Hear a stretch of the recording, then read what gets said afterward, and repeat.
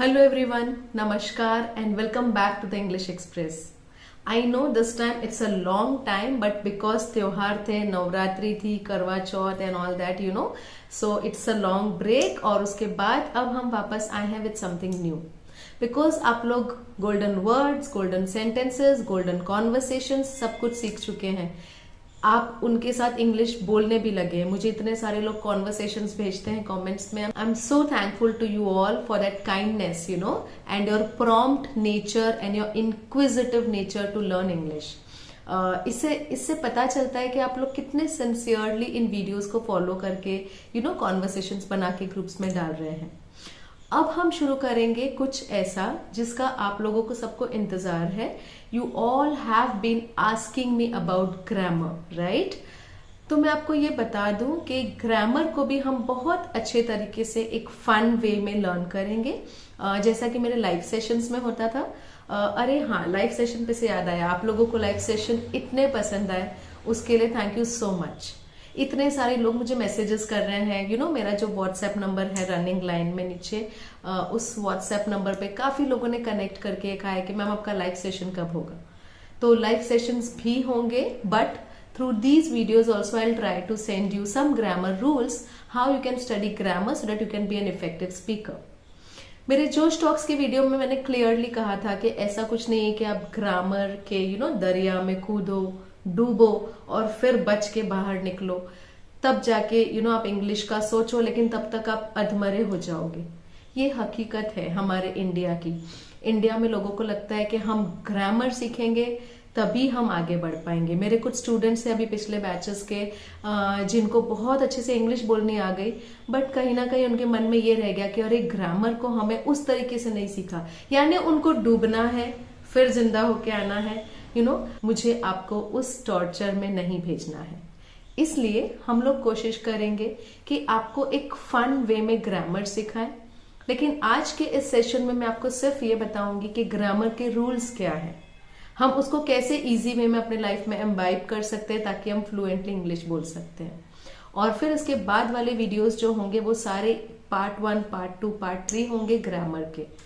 Request करूंगी कि आप लोग हमेशा जब भी वीडियो देखें अपनी नोटबुक और पेन साथ में रखें, because then you can write down and you can start practicing and after you practice you can send that videos and audios to us. हमारे जो व्हाट्सएप नंबर आपको यहाँ प्रोवाइड किया गया है उसमें आप कनेक्ट कर लीजिए, बिकॉज उसमें क्या होता है हम स्टेटस पे रोज ग्रामर के रूल्स, ग्रामर का क्विज, हमारा इंस्टाग्राम भी है जिसपे ग्रामर का हम क्विज रोज डालते हैं. दैट विल हेल्प यू तो ये सब चीजें आप फॉलो कीजिए, बिकॉज कहीं ना कहीं आपके लाइफ में चलते फिरते मोबाइल तो हाथ में रहता ही है. You will start learning English and you will start speaking it actually. So let's know what are the rules of grammar.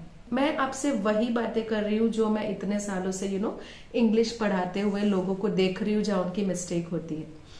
लोग ग्रामर के इस भंवर में फंस जाते हैं और उसका जो पहला रूल है is tenses. You have to understand कि जो सबसे ज्यादा मिस्टेक होती है वो टेंसेस में होती है, past tense, present tense and future tense. तो इसको मैं एक बहुत अच्छे वे में नेक्स्ट वीडियो में सिखाने वाली हूँ. हम बात करेंगे एक एक्सप्रेस ट्रेन की जिसमें इंजन है, गार्ड का पीछे डब्बा है और बीच में सारे कंपार्टमेंट्स हैं. तो जो इंजन होगा वो हमारा फ्यूचर टेंस होगा बिकॉज वो हमें ले जा रहा है आगे. जो गार्ड होंगे पीछे जो हरी झंडे दिखा रहे होंगे वो हमारा पास्ट टेंस होगा और ये जो कंपार्टमेंट्स है ये हमारा प्रेजेंट टेंस होगा. तो हम उस तरीके से बहुत इंटरेस्टिंग वे में ये ग्रामर को सीखेंगे. आई एम श्योर कि आज तक इंटरनेट पे किसी ने ऐसे ग्रामर नहीं सिखाई होगी, क्योंकि इस वीडियो के बाद आप ग्रामर सिर्फ समझ नहीं जाएंगे, आप बोलने लगेंगे, right? So that is one thing. So tenses is a major problem. The second major problem that I have noticed is the use of comma, full stop, apostrophe.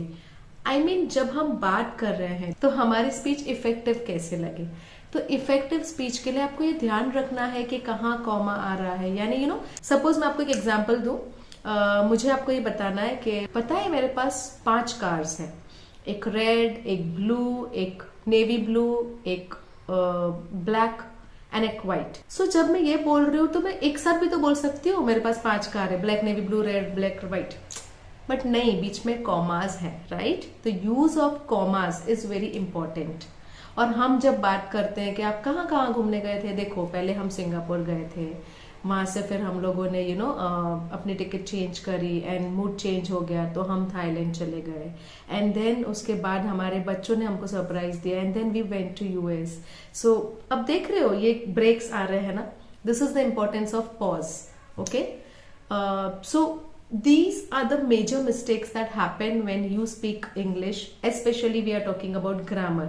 हम यहाँ specially grammar की बात कर रहे हैं, tenses and use of the pauses, pauses यानी आपका comma, full stop, apostrophe, exclamation, ये सब कुछ हम पढ़ेंगे, ठीक है? So be ready to attend the next video which is going to be exclusively grammar, and we will talk about that express train that I taught you today about the tenses. So the engine of the express train is going to be your future tense.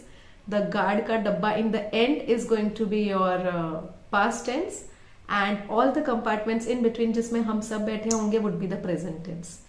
So let's live in the present and talk about the future and past and learn grammar. Okay, I think this is exciting, no? So let's get into this excitement of grammar. Let's get into this journey of grammar in my next video. So stay tuned and waiting eagerly to know your responses for this video.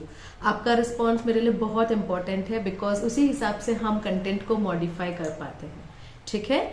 So let's meet in the next video where we'll talk about the tenses, and then gradually step by step we will talk about the entire grammar. So let's stay tuned and meet in the next video. Be ready with your notebook and a pen so that you can pen down all that I teach you, okay? Till then, take care. Namaskar.